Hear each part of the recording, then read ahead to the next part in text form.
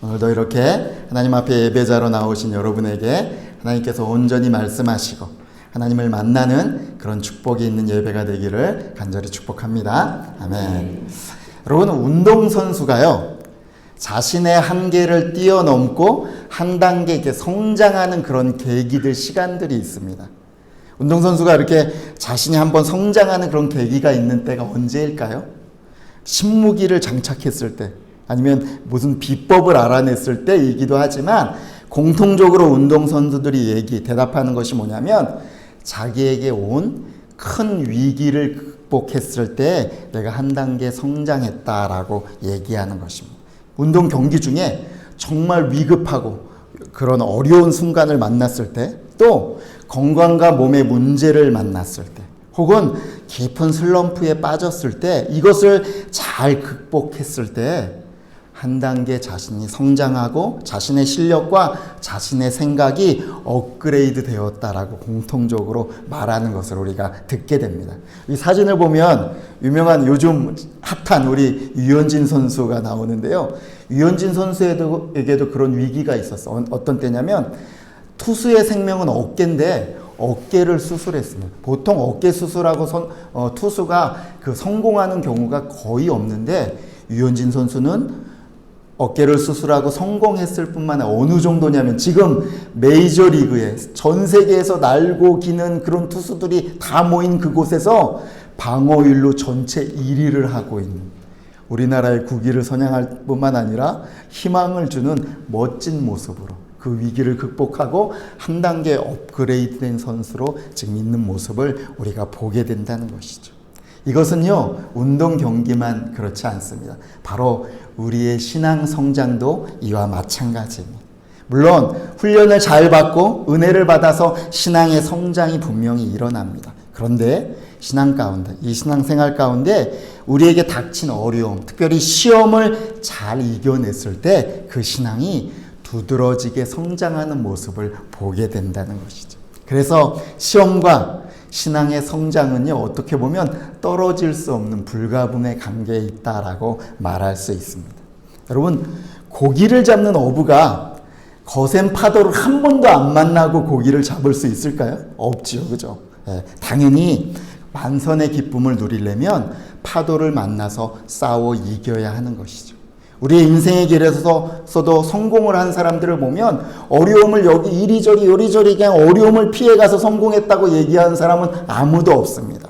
바로 역경과 어려움을 뚫고 일어서야 진정한 성공을 맛보고 기쁨을 얻는 것이죠. 마찬가지로 우리도 이 신앙의 길에서 이 시험 없이 그냥 지나갈 수 있는 사람은 아무도 없다는 것입니다. 바로 이 믿음의 길을 올바로 걸으려면, 또 하나님이 기뻐하시는 신앙의 성장을 이루려면 당연히 시험을 만나게 된다는 것이죠. 그러므로 이 시험을 어떻게 잘 이겨내고 승리하는 그런 방법을 배워야 하나님이 기뻐하시는 멋진 그리스도인으로 살아가게 된다는 것이죠. 시험에는요, 보통 이제 얘기하기를 세 가지가 있다라고 얘기합니다. 첫 번째는 시련이죠, 시련. 외부로부터 오는 그런 어려움이 시험으로 다가오기도 하며, 또 하나 시험에는 어떤 것이 있냐면 사탄이 주는 시험이 있습니다. 바로 유혹이죠. 유혹의 시험이 있습니다. 또 하나님이 우리를 테스트하는 시험이, 이렇게 시험은 보통 크게 이렇게 세 가지가 있다라고 얘기할 수 있는데, 저는 오늘 중점적으로 어떤 부분을 얘기하려냐면 두 번째, 사탄의 시험. 사탄이 우리의 영혼 가운데 우리를 넘어뜨리려고 유혹하며 시험하는 이 부분을 조금 더 중점적으로 여러분과 같이 나누려고 하는 것입니다. 시험을 잘 이겨내려면, 특별히 사탄의 이 시험을 잘 이겨내려면 우리에게 분별이 필요합니다. 오늘 마태복음 6장 19절에서 33절 말씀 딱 보면 처음에 읽으면 이것이 재물에 관한 말씀인 것 같아요. 물론 그 부분도 포함되어 있지만 사실은 이 말씀 안에는 사탄이 어떻게 우리를 시험하고 있고, 그 사탄의 시험의 목적이 무엇이고, 하나님은 이 시험 가운데 우리가 어떻게 이기기를 원하시는지, 시험을 이기는 비결이 이 말씀 가운데 담겨 있다는 것이죠. 이 말씀을 우리가 한번 천천히 같이 한번 따라와 보시길 바랍니다. 자, 마태복음 오늘 6장 20절에 보면 보물을 어디에 쌓아두라고 얘기하고 있죠? 하늘에 쌓아두라 라고 말하고 있습니다. 여러분, 보물을 하늘에 쌓아두는 것이 뭡니까? 하늘에 막 보물을 던질까요? 네. 뭘까요? 예. 헌금 많이 하라는 걸까요? 예. 여기부터 벌써 시험에 드시면 안 됩니다, 여러분. 그런 의미가 아닙니다. 하나님께서 우리에게 보물을 하늘에 쌓아두라 라고 하시는 진짜 이유가 있다는 것이, 하나님이 진짜 우리에게 받으시기를 원하시는 것이 있다라고 말씀하십니다. 우리 21절 말씀 같이 한번 읽어볼까요? 내 보물 있는 그곳에는 내 마음도 있느니라. 여러분, 하나님께서 보물을 하늘에 쌓아두라 라고 하시는 이유가 뭐냐면, 정작 하나님은 우리의 마음을 받기를 원하신다라는 것이. 너희의, 다시 이 말을 바꿔보면 뭐냐면, 너희의 마음이 하늘에 쌓아지기를 원한다라고 하는 것이죠. 근데 문제가 있으면, 문제가 뭐냐면 우리의 마음은 너무나 연약해서 다른 것에 쉽게 끌려가거나 빼앗긴다는 것이 문제예요. 그래서 그것을 눈과 몸의 비유로 이렇게 설명하시는 것입니다. 뭐라 그러시냐면, 우리 눈은 이 몸의 등불과 같다라고 얘기하세요. 맞죠? 그죠? 저도 지금 안경을 쓰고 있지만 눈이 나빠지면 이 몸이 얼마나 어려움을 겪는지 모르겠습니다. 이제 슬슬 여러분 나이대가 되면, 특별히 제 아내도 지금 겪고 있는데 뭐냐면 노안이 오기 시작합니다. 그래서 지금 어려움을 겪고 있어요. 책을 읽을 때도 막 책을 조금 읽는데 눈이 아프다고 못 읽고, 제가 놀랬던 것이 저하고 차를 타고 옆으로 가면서 스마트폰을 보는데, 보통은 이렇게 보잖아요. 스마트폰을 어떻게 보는 줄 아세요? 이렇게 보더라고요. 노안이 온 거죠. 그리고 바늘귀에 바늘을 깨지를 못하고 있습니다. 여튼 여러분, 눈이 나쁘면 몸이 여러 가지로 힘들게 되는 거죠. 이렇게 얘기하시는 거예요. 너희의 이 육체의 눈이 나빠져도 몸이 이렇게 힘들어지는데, 만약에 너희 안에 있는 내적인 눈, 너의 영혼의 빛이 나빠지면 너희 자신과 너의 영혼이 얼마나 어둡고 어려움을 겪겠느냐라고 말씀하시는 것이죠. 여러분, 여기 안에 사탄이 우리 인간을 시험하는 중요한 목적, 사탄이 왜 우리를 시험하느냐라는 첫 번째 중요한 목적이 여기 숨겨져 있습니다. 그것이 뭐냐면 바로 우리가 이 어두움에 그냥 거하면서 살도록 하려고 하는 것이 사탄의 시험의 첫 번째 중요한 목적이라는 것이죠. 왜요? 바로 빛이신 하나님과 점점점 멀어져서 그 하나님을 잃어버리고 하나님이 우리에게 주신 가치와 존재를 망가뜨리도록 하는 것, 이것이 사단이 우리를 시험하는 첫 번째 아주 중요한 목적이라는 것이죠. 여러분, 백화점에 가보면 아줌마들 부대들이 막 북적이는 시기가 있습니다. 언제일까요? 세일하는, 박앤세일하는 때 득템을 하기 위해서 모여든 지혜로운 여인들을 우리가 거기서 발견하게 되죠. 그리고 그때 또 백화점도 매출을 올리는 그런 시기로 잡기도 합니다. 그런데 이렇게 세일을 하는 기간 중에도 불구하고 절대로 세일을 하지 않는 파트가 있습니다. 어디일까요? 명품 파트. 명품은요, 절대로 세일을 하지 않습니다. 자기의 브랜드 이미지 때문에 절대로 세일을 하지 않죠. 뭐 붓땡다, 버땡리 뭐 이런 것들이 있어요. 제가 아는 게 요거밖에 없어갖고 이런 것들은 절대로 하지를 않아요. 아예 그것을 버리고 소각할지언정 사람들에게 싸게 파는 일이 절대로 없다는 거죠. 그런데요, 여러분, 사탄에게도 세일하지 않는 명품이 있다는 거 아십니까? 뭘까요? 사탄이 우리가 시험에 빠지도록 사용하는 여러 가지 물건들이 있습니다. 걱정과 두려움과 욕망과 슬픔과 자만심 등 사용하는 여러 가지가 있죠. 그런데 사탄이 가장 아끼는 명품이 있습니다. 그게 뭘까요?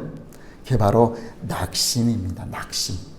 우리의 마음에 낙심을 주는 것이죠.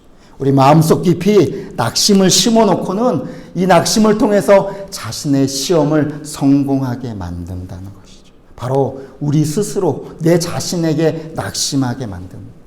나는 안 되는 인간이야. 나는 쓸모없어. 아마도 하나님은 나 같은 자 포기하실 거야. 나는 안 돼. 라고 내 자신에게 스스로 실망하고 낙심하게 만든다는 것이죠. 또 하나님에 대해서 낙심하게 만듭니다. 하나님 없어. 이 세상이 이렇게 돌아가는데 도대체 하나님이 어디 있어? 아니, 나한테 이런 괴로움과 어려움만 주는 그 하나님, 나는 필요 없어 라고 하나님에 대해서 낙심하게 만든다는 거죠. 이 밖에도 우리의 인생에 대해, 또 사람에 대해, 사랑에 대해 낙심하게 만드는 것이 바로 이 사단의 아주 강력한 무기인 것입니다. 성경에서의 대표적인 이 낙심 때문에 대표적인 인물이 누구냐, 안타까운 인물이 누구냐면 바로 가룟 유다입니다. 이 낙심의 가장 큰 희생양이었죠. 가룟 유다는 처음에 예수님의 제자로 너무나 예수님을 신뢰하고 잘 따랐습니다. 그러나 점점 예수님이 말씀하시는 것, 예수님이 행동하시는 걸 보면서 마음에 낙심이 되기 시작했습니다.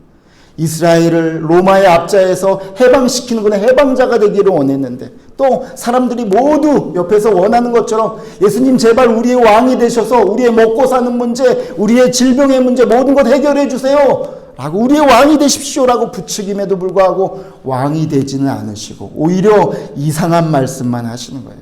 내가 사람들을 위해서 죽어야 한다. 내가 3일 만에 그리고 다시 살아나야 한다. 가룟 유다의 기대와 생각과는 너무 먼 말과 행동이 가룟 유다를 낙심하게 했다는 거죠. 아니요, 이 낙심이 아니라 바로 사탄의 낙심에 걸려들고 말았다는 것이죠. 이 사단의 시험에 빠져서 예수님을 그냥 노예나 팔아버리는 은삼십냥에 예수님을 종교 지도자들에게 팔아버리는 그런 일을 저지르고 말고, 나중에는 스스로 그 죄책감 때문에 스스로 죽음을 선택하는 그런 안타까운 모습을 우리가 가룟 유다에게서 보게 되는 것이죠. 사탄의 목적이 바로 이것입니다. 사탄이 이것 때문에 우리를 시험하는 것이죠. 우리의 생명이요, 우리의 빛이신 하나님과 우리를 멀어지게 하고 우리의 존재 가치를 상실하게 하고 우리를 망가뜨리게 하는 것, 이것이 사탄의 시험의 첫 번째 중요한 목적입니다. 그리고 두 번째 목적이 있습니다. 또 하나의 목적은 뭐냐면 우리가 무뎌지게 하는 것입니다. 무엇으로부터 무뎌지게 하는 걸까요? 바로 하나님이 우리를 이 땅에 세우신 목적을 깨닫지 못하도록 하는 거죠.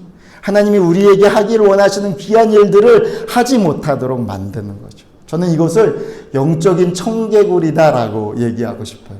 여러분, 청개구리 얘기 잘 아시죠? 엄마가 이쪽으로 가라 그러면 항상 이쪽으로 가고, 공부해라 그러면 놀고, 놀라 그러면 공부하고, 그래갖고 엄마가 너무 속상해서, 그죠? 나중에 비가 오면 계속 우는 애들이 청개구리다라는 얘기 잘 아시죠?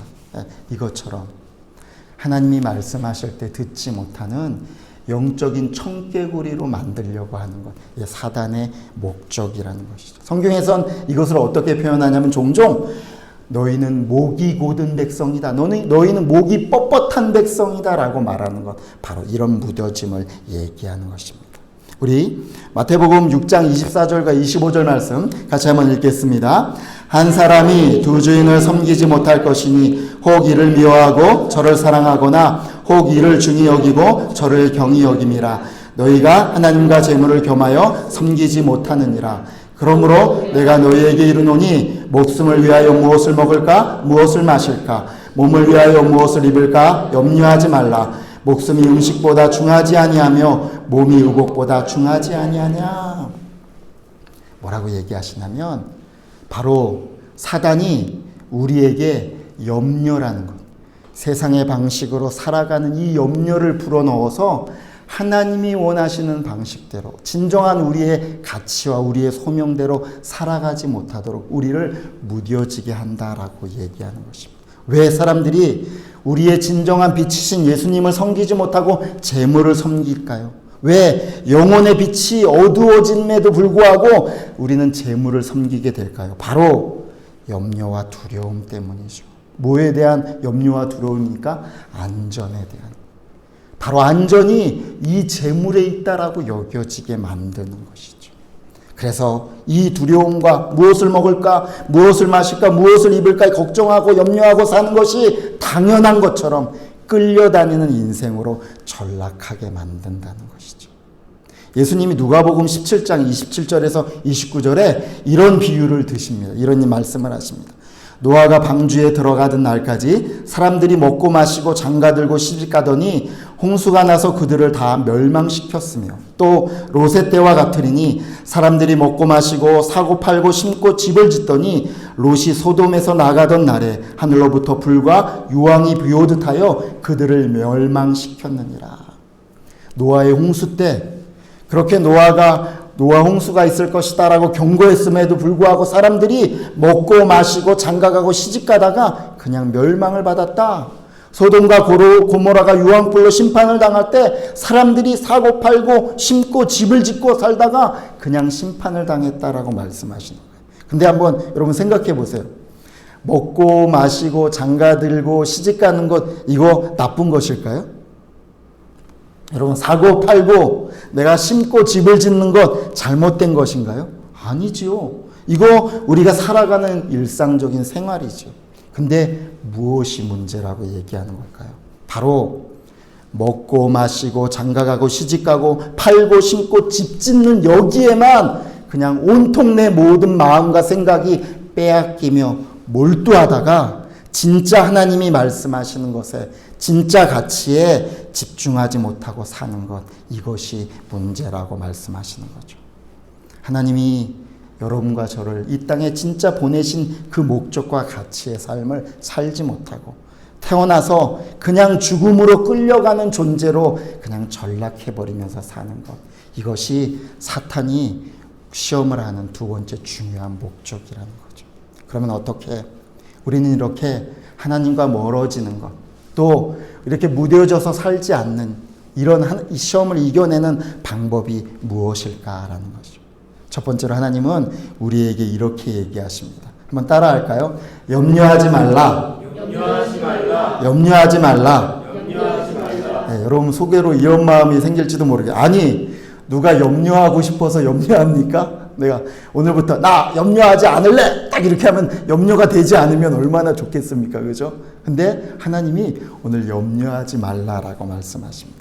사실 우리는요 이런 염려, 두려움, 고통 이런 거 없는 삶을 사실은 다 살고 싶죠. 한마디로 시험이 없는 삶을 살기를 원합니다. 근데 하나님은요 우리에게 이런 시험을 허락하신다는 거죠.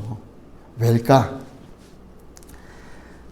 여러분들 남자아이들 키워본 분들은 아실 거예요. 남자아이들 아무리 얌전하고 뭐 착하다 그래도요 역시 남자아이들은 남자아이들입니다. 막 상상을 초월하죠. 저희도 두 아들이 있습니다. 이 아이들이 어렸을 때 저희 집 거실을 거의 운동장 삼아서 지냈습니다.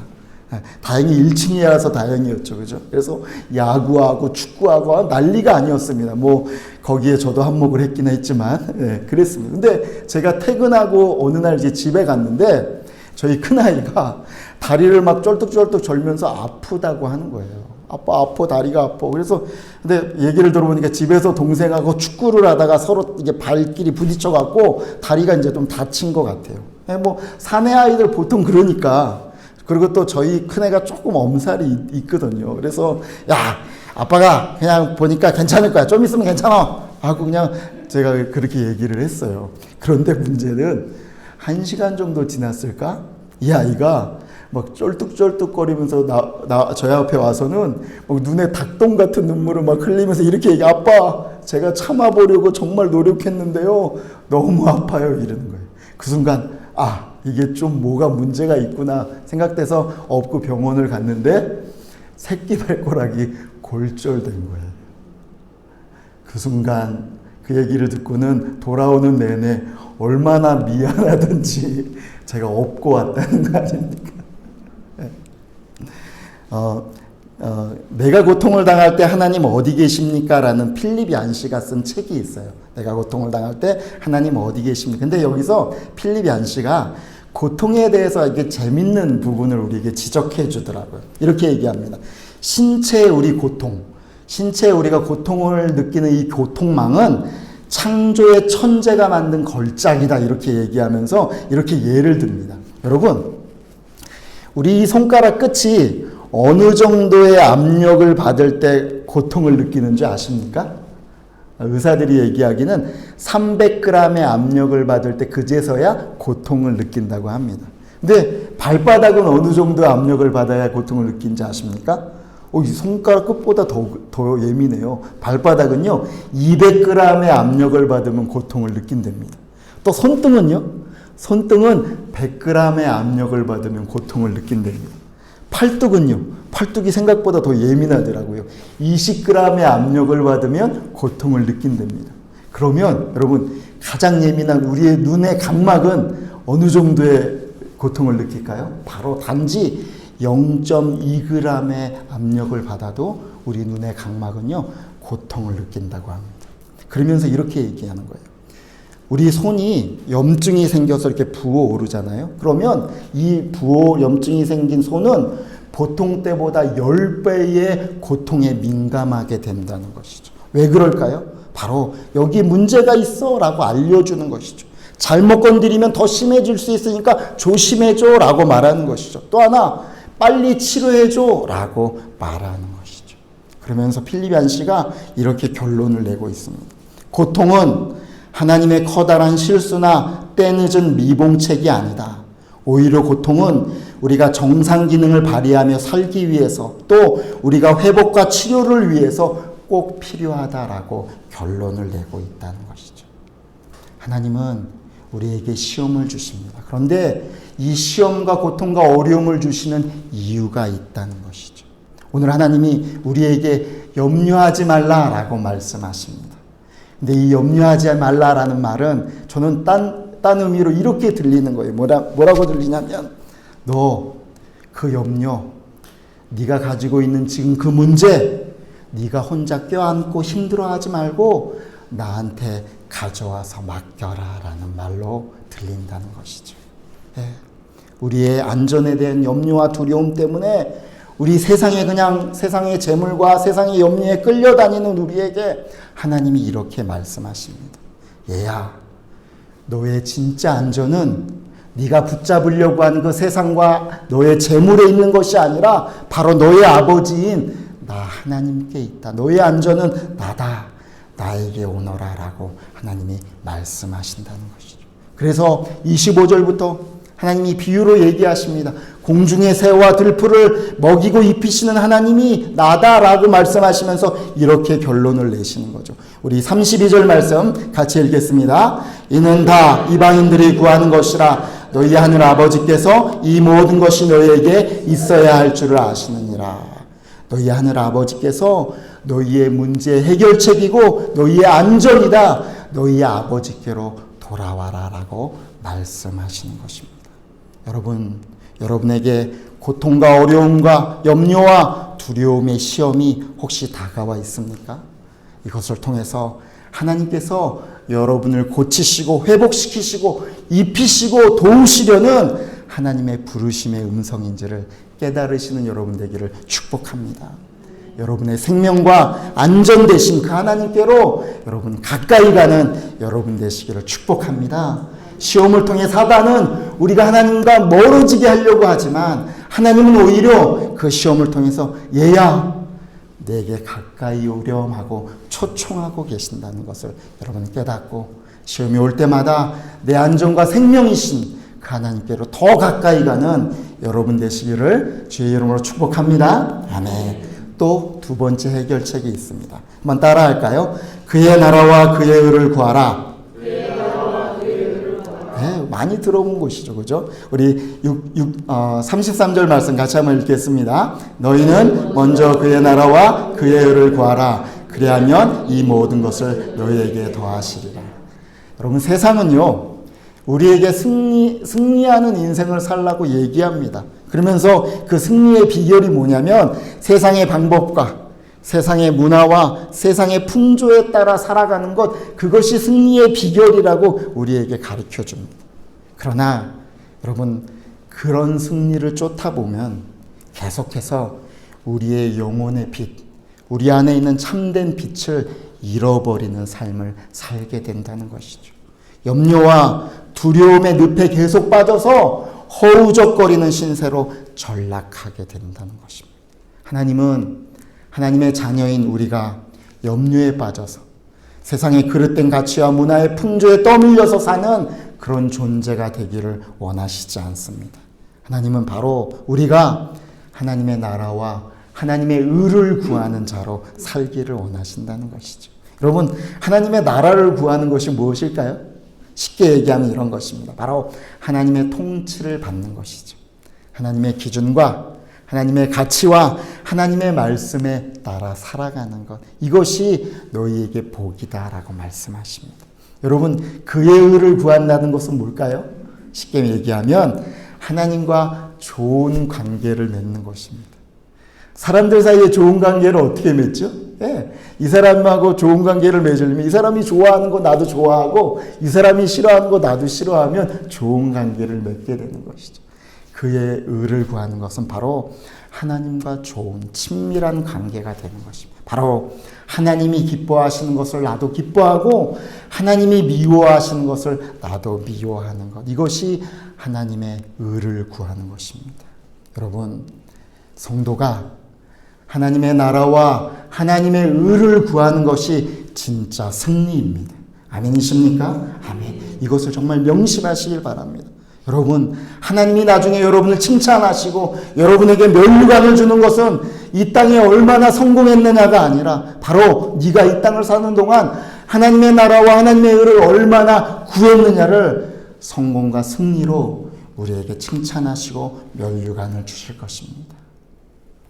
우리 요한일서 5장 4절에서 5절 말씀 같이 읽겠습니다.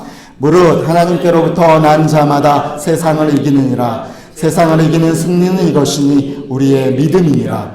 예수께서 하나님의 아들이심을 믿는 자가 아니면 세상을 이기는 자가 누구냐. 하나님이 사랑하시는 성도 여러분, 예수 안에서요, 우리는 이미 승리한 인생이요 성공한 인생인 줄 믿습니다. 아멘. 우리가 예수 그리스도를 믿는 것 자체, 오늘도 이렇게 하나님을 예배하고 하나님이 원하시는 길을 따라가고 하나님이 원하시는 것을 배워가는 것, 이것 자체가 이미 우리는 성공이요 승리한 인생을 보장받은 것입니다. 여러분, 여러분에게 이 땅을 사는 동안에 시험이 올 때 그 시험을 통해서 하나님과 멀어지지 말고 오히려 생명의 빛이신 하나님께 더 가까이 가는 여러분 되시기를 축복합니다.